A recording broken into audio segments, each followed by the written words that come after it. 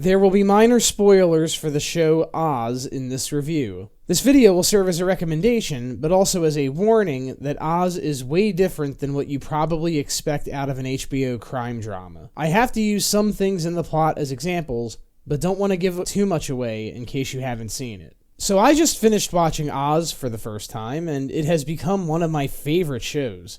Definitely a top-tier show from HBO's golden era. And interestingly enough, it was the show that started HBO's golden era.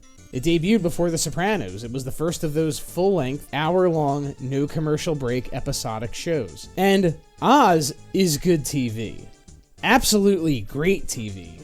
But that's not the name of this video. I may make a That's Good TV video for Oz someday, but in this video, I wanted to talk about something more specific for a change. I want to talk about how different Oz is. Not specifics about the writing, acting, directing, pacing, but specifically the world that Oz takes place in and about how that can and does easily mislead the people who watch it.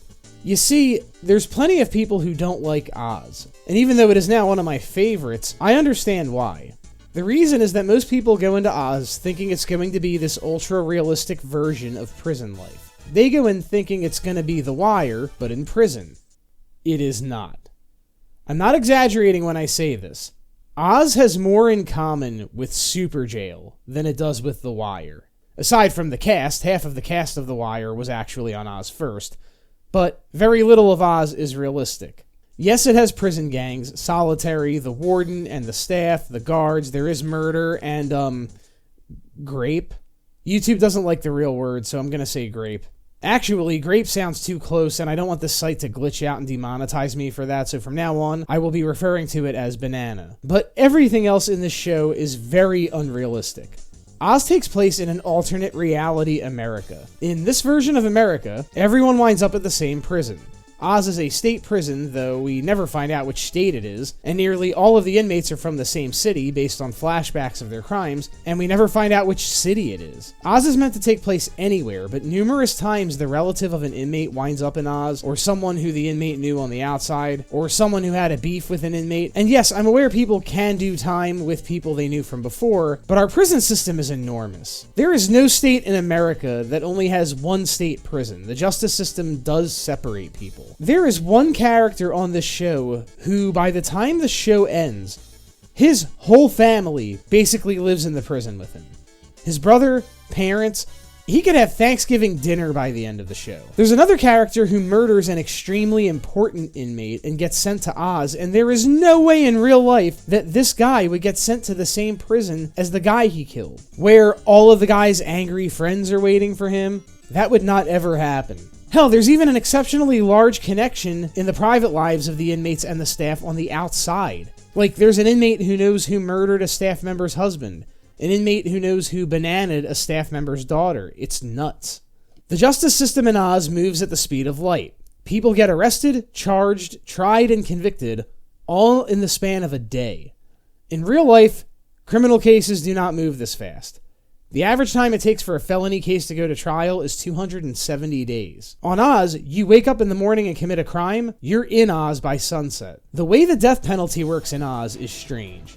So the way it seems to go for everyone, except for the people who start the show on death row, is you commit one murder, you get life in prison without parole.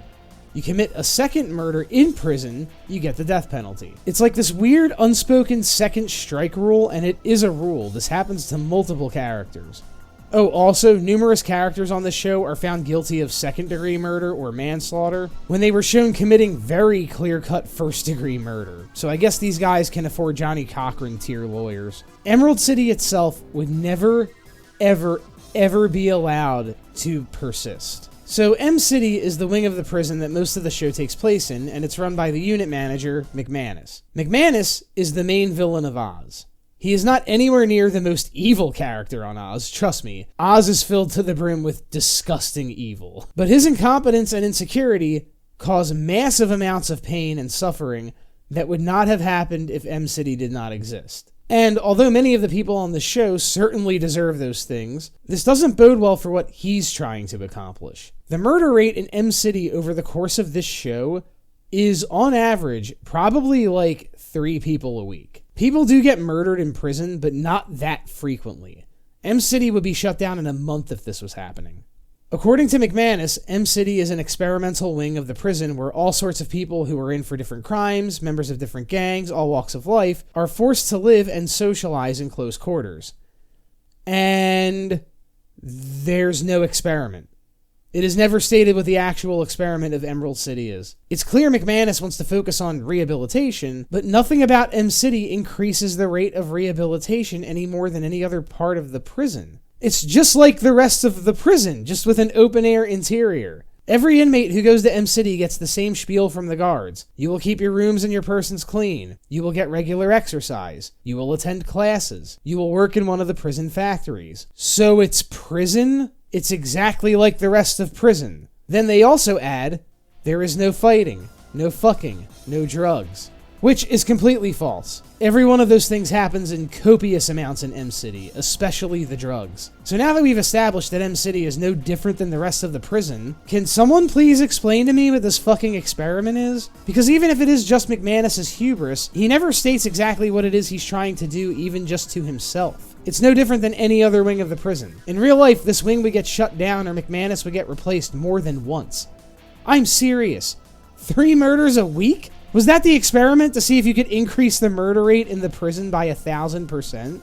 Then there's some other minor things, like the only religion in the entire prison ministries is Catholicism. It's 1 priest and 1 nun, and the nun is also the prison therapist. There's no Protestant minister or Muslim minister. I mean, there are, but they are also inmates. A prison as big as Oz wouldn't just have Catholic leaders and call it a day. There's also a character who is clearly criminally insane, who should not be in prison at all. He should be in a psych ward, and he's just in prison. But what these things prove is that Oz takes place in a pocket universe. That's one of the arguments I'm making. You have to go into this with the mindset that this is an alternate universe where every convict in the entire state only goes to 1 prison, the justice system's turnover rate is 24 hours, and the warden of the prison just let some fuckface make a new wing of the prison where the only experiment is how to kill as many prisoners as possible. So, Oz takes place in a fictional version of America where all of this is happening. Now, the prison system in real life is fucked up enough as it is. What we already have is pretty bad.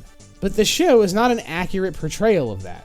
The show doesn't have many realistic things to say about real problems in the prison system. It kind of introduces its own fictional problems. But there's another separation that Oz creates between what it's maybe trying to say and what it actually says, to the point where I'm not sure what Oz is trying to say about prison. There is a hair of a pro-prison reform theme running through Oz, or maybe a treat prisoners like people theme, almost being a very key word. Because the characters themselves and their actions sort of fucking annihilate this argument. So there's the narrator. Oh yeah, Oz has a 4th wall breaking narrator in every episode named Augustus. He is also an inmate in the prison. And this narrator thing is sort of explained at the end of the show, and it's done in a way that I liked. Kind of like the ending of Yu Yu Hakusho. But Augustus's narrations are probably very jarring to anyone not expecting them. There's one episode of the show where these narrative bits involve the cast taking turns singing. It's a musical episode. It's nuts. But Augustus really enjoys sprinkling in prison stats. And sometimes it seems like it's supposed to make you wonder or whatever. There's Governor Devlin, who's like a fucking caricature of an evil conservative politician whose entire platform seems to be run based on corrections. Like, does he go anywhere besides this prison? Then there's the clergy people, who are what you would expect, very pro-working with inmates on a human level, pro-saving people's souls, anti-death penalty, etc. Then there's McManus, who's the naive liberal who really wants to make a difference but is a total fucking hypocrite. McManus does some pretty awful shit by accident and even on purpose on this show. Again, he's the antagonist. But if the argument the show is trying to make is treat inmates like people, it is completely blown to shit by the actual inmates on this show. Oz has the distinction of having, per capita, the most truly evil characters of any show I have ever watched. Like, more than you would find in a single wing of a real prison. There are so many characters on this show who are so irredeemably fucking vile and impossible to feel sympathy for, that if the show is trying to tell us these are people, treat them like people, that message falls completely flat. I'm not kidding when I say that by the end of the show, there are maybe only 6 or 7 inmates who don't deserve the worst fucking punishments imaginable. And maybe 3 who truly don't deserve most of the things that happen to them. I'm not trying to say they're not incredible characters. They are. They absolutely are, and we're gonna get to that. They're fascinating, and I love them. But they are sure as shit not incredible people. 90% of the inmates on this show are bags of shit wearing human skin. And that is one of the biggest disconnects between Oz and real prisons. Because I'm pretty sure 70% of the real actual prison population in America are just people who got involved with drugs. I don't know what your stance on drugs is, but regardless, drug dealers are just practicing free market capitalism.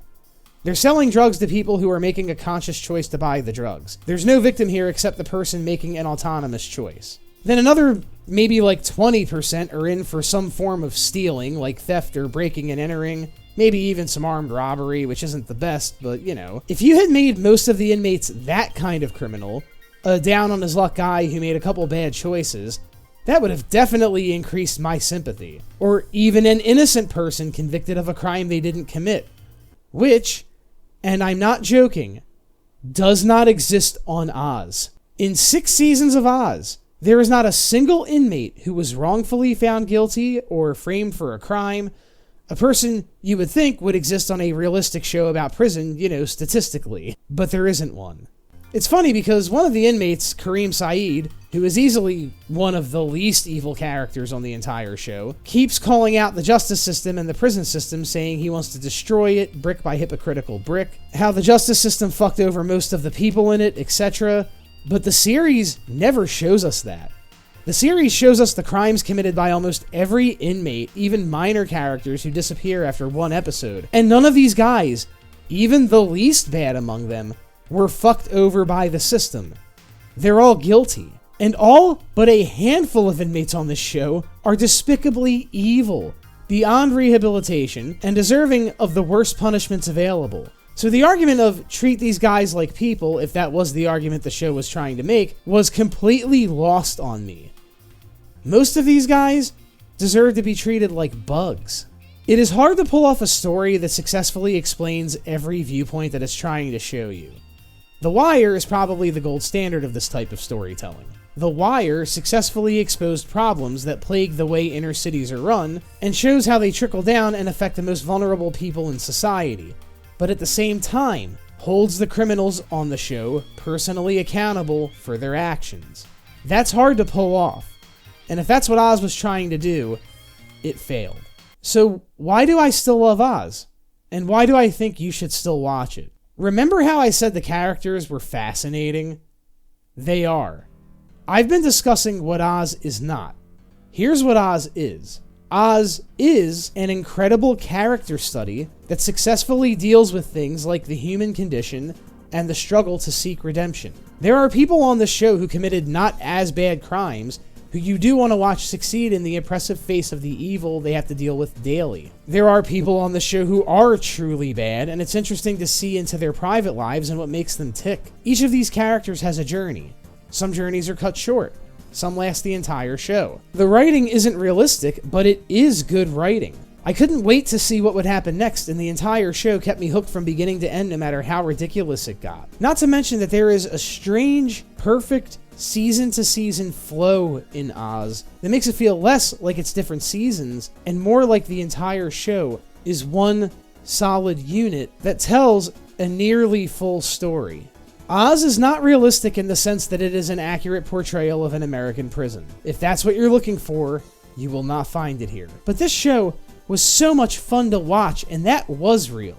It was so much fun to see what was going to happen next. What's going to happen with this love triangle? Who's going to win the drug trade?